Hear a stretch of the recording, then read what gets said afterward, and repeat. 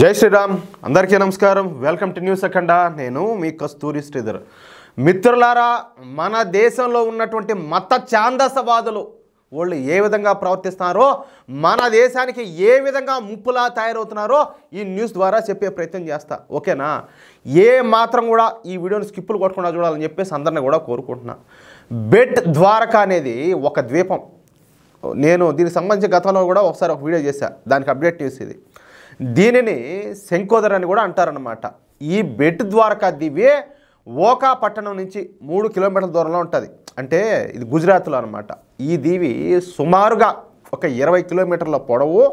8 కిలోమీటర్ల వెడల్పు ఉంటుంది దీవి అంటే మీకు తెలుసు కదా 4 వైపులా నీళ్లు ఉంటాయి మధ్యలో ఇది ఐలాండ్ ఉంటుంది అనమాట అట్లాగా సరే ఈ బెట్ ద్వారకను సాక్షాత్తు శ్రీకృష్ణుల వారే సృష్టించారని చెప్పేసి మన పురాణాలలో రాసి ఉండాలి అందుకే ఈ బెట్ ద్వారకకు అంతటి విశిష్టత ఉండదన్నమాట పైగా మహాభారతంలోని సభాపర్వంలో ప్రస్తావించినటువంటి అంతర్ద్వీపం అంటే ఈ బెట్ ద్వారకా ద్వీపమే అర్థమవుతుందా శ్రీకృష్ణుని మనవడైనటువంటి అనిరుద్ధుడు ఈ బెట్ ద్వారకలో శ్రీకృష్ణుల వారి కోసం ఒక గొప్ప ప్రశిష్టమైనటువంటి ఆలయాన్ని కూడా నిర్మించారు ఈ ఆలయం ఇప్పటికీ ఈ బెట్ ద్వారకలోనే ఉండాలి సరే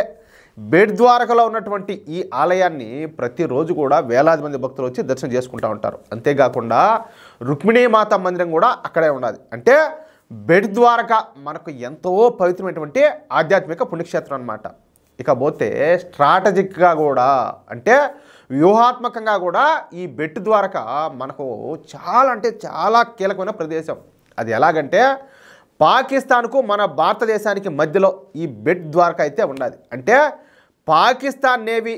భారత్ పైన దాడి చేయాలంటే అక్కడ ఈ బెట్ ద్వారక అడ్డంగా ఉంటుందన్నమాట ఇక పాకిస్తాన్ దాడి చేయాలంటే ముందుగా పాకిస్తాన్ ఆర్మీ ఈ బెట్ ద్వారకకు చేరుకోవాల్సి ఉంటుంది అంటే మనకు రక్షణ పరంగా కూడా ఈ బెట్ ద్వారక అత్యంత కీలకమైన ప్రదేశం మనకు ఈ బెట్ ద్వారక స్ట్రాటజిక్గా రక్షణ పరంగా ఆధ్యాత్మిక పరంగా అత్యంత కీలకమైన ప్రాంతం అలాంటి ప్రాంతం మీద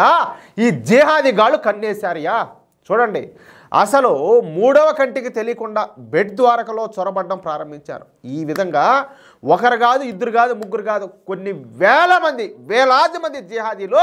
ఈ బెట్ ద్వారకలోకి దూరి అక్కడే అక్రమంగా ఇళ్లను నిర్మించుకొని జీవించసాగినారు అంతేకాకుండా తమను అక్కడ నుంచి తరిమేయకుండా అక్కడ దర్గాలు మసీదులు నిర్మించుకున్నారు అంటే మతాన్ని అడ్డం పెట్టుకుంటే అట్టైనా కూడా ఏం అనరు అనేసి అనమాట అంటే అది కొంచెం ఇష్యూ పెద్దదవుతుంది కదా దానికోసం అనమాట అంటే పూర్తిగా ఆ ప్రాంతాన్ని మొత్తం కూడా కబ్జాలోకి తీసుకోవాలని చెప్పేసి వీళ్ళు భావించారు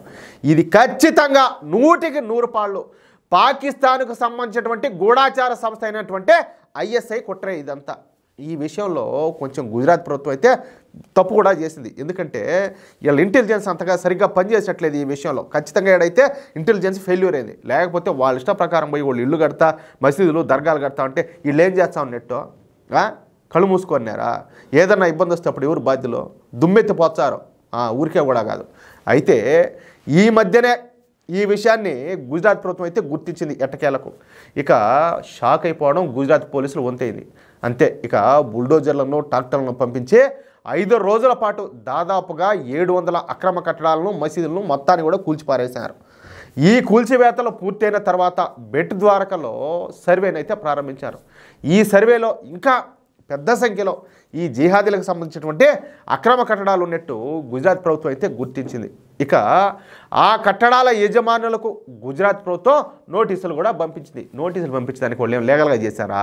నోటీసులు అలా బొచ్చ గుమ్మి దొబ్బాలట్టే వరుస పెట్టి ఏం లేకుండా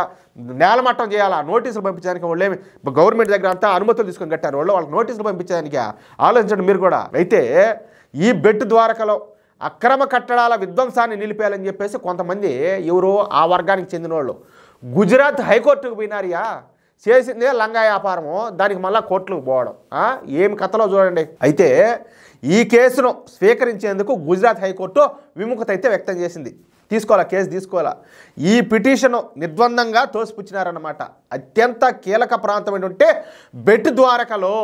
అక్రమ కట్టడాలను నిర్మించడమే పెద్ద తప్పు ఇదే ఏదో పని మళ్ళా ఆ తప్పును కప్పిపుచ్చుకోవడానికి సిగ్గు లేకుండా మళ్ళీ హైకోర్టుకు రావడం మరో తప్పు ఇలాంటి కేసులను మేము ఎట్టి పరిస్థితుల్లో కూడా మేము ఎంటర్టైన్ చేయమంట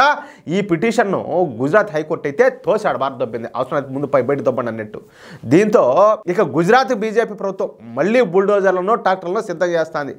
మరొక 2-3 రోజుల్లో బెట్ ద్వారకలో ఈ జిహాదీగాళ్లు నిర్మించినటువంటి మొత్తం అక్రమ కట్టడాలను నేలమట్టం చేయడంతో పాటు జిహాదీలను బెట్ ద్వారక నుంచి వెళ్ళగొట్టున్నారు. ఏంది తమాషా? ఊళ్ళో మనం మునమోపలం చెప్పాలంటే మనము ఎందనా కాకుండా బొత్తరం, కనీసం బాధ్యత లేకుండా. వాళ్ళు చూడండి ఎంత తెలివిగా ఒక స్ట్రాటజిక్ పాయింట్లో పోయి వాళ్ళు వాళ్ళ నివాసాలు, మసీదులు, దర్గాలు అన్నీ కట్టుకుంటూ అన్నీ చేస్తారంటే వాళ్ళు ఎంత ప్రీ ప్లాన్డ్గా ఉన్నారో, వాళ్ళు ఎంత అడ్వాన్స్డ్గా ఉన్నారో ఒకసారి ఆలోచించండి. మన వాళ్ళని భంగపడుకోవాలా, నాయన న్యూస్ షేర్ చేయండి, కామెంట్ చేయండి, అది చేయండి, ఇది చేయండి, సబ్స్క్రైబ్ చేయండి అనేసి. ఓరే స్వామి, నేను ఈ మామూలుగా సరే మీరు ఎంతమంది షేర్ చేస్తారో ఏమో నాకు తెలియదు, కానీ నేను చాలా వరకు ఈ వాట్సాప్ గ్రూప్లోనూ, ఫేస్బుక్ గ్రూప్లోనూ వాటిలో షేర్ చేస్తూ ఉంటాం. ఎందుకంటే ముఖ్యమైన న్యూస్ ఖచ్చితంగా నలుగురు తెలుసుకోవాలన్నట్లు. మొన్న ఈ మధ్య ఒక మిత్రుడు ఒక ఆయన కామెంట్ పెట్టాడు, మీరు ఈ పాలిటిక్స్కి సంబంధించి మీరు న్యూస్ పెడతారు వాట్సాప్ గ్రూప్లోనూ, దీనివల్ల రాజకీయంగా పోస్టులు పెట్టొద్దని అంటున్నారు, మళ్ళీ అదేంది హిందుత్వానికి సంబంధించినటువంటి గ్రూప్ అది, దీంట్లో మీరు రాజకీయాలకు సంబంధించి పెట్టకాకండి అని చెప్పి కామెంట్ చేశాడు. నాకు బాధపడాలో షాక్ అవ్వాలో ఏం చేయాలో నాకు అసలు నోట మాట రాలా. అరే ఇప్పుడు మన జీవితాన్ని శాసించేది ఏంది ఒకసారి ఆలోచించండి. ఏ పార్టీ అయితే రూలింగ్లో ఉంటుందో ఆ దేశంలో కావచ్చు, రాష్ట్రంలో వాళ్ళు మన శాసిస్తారు, అవునా కాదా? మంచోళ్ళు అనుకో, ఇప్పుడు మోడీ ప్రభుత్వం లాగా పరిపాలన రామరాజ్యం లాగా బాగా చల్లగా బాగుంటుంది. అది దుర్మార్గుల చేతల్లోకి పోయింది అనుకో, వాళ్ళు ఏం చేస్తారు, మనల్ని పట్టి పిండి పీడిస్తారు, అవునా కాదా? మీకు తెలియదే ఉండదు. అలాంటిది మనం ఇప్పుడు మన దేశం అభివృద్ధి చెందాలన్నా, ఈ దేశంలో ఉన్నటువంటి మెజారిటీ ప్రజలు ప్రశాంతంగా బాగా ఉండాలన్నా కూడా మనకు అనుకూలమైన ప్రభుత్వం ఉండాలి. అంటే మనం ఖచ్చితంగా రాజకీయాల గురించి మాట్లాడుకోవాలి. అలా కాదు నేను ఊరికేనే హిందుత్వం గురించే మాట్లాడతా అంటే ఒరే బొకడా తొకడా ఒరే నిన్నేమనాలనో, నువ్వు హిందుత్వం గురించి మాట్లాడతావు, జై శ్రీరామ్ అంటావు, జై శ్రీకృష్ణ అంటావు, అన్నీ చెప్తావు, నువ్వు భుజానికి ఎత్తుకుంటావు, అన్నీ చేస్తావు, బాగానే ఉండాలి. ఓటు తీసుకుపోయి ఒక పోరంబోకోడికి, ఈ ఒక దేశ వ్యతిరేక పార్టీకి, ఒక దేశ వ్యతిరేకకి, ఒక హిందూ వ్యతిరేకి ఓటేస్తావు. ఇంకా నువ్వు ఇన్ని రోజులు చేసింది ఇదంతా ఏమైనట్టు? ఇంకా ఒకసారి ఆలోచించండి. ఇది చాలా వరకు తప్పు. ఈ అభిప్రాయం ఎవరికైనా ఉంటే ప్రతి ఒక్కళ్ళు కూడా ఈ ఆలోచనలో మార్పు రావాలి. అది ఓకేనా? జై శ్రీరామ్.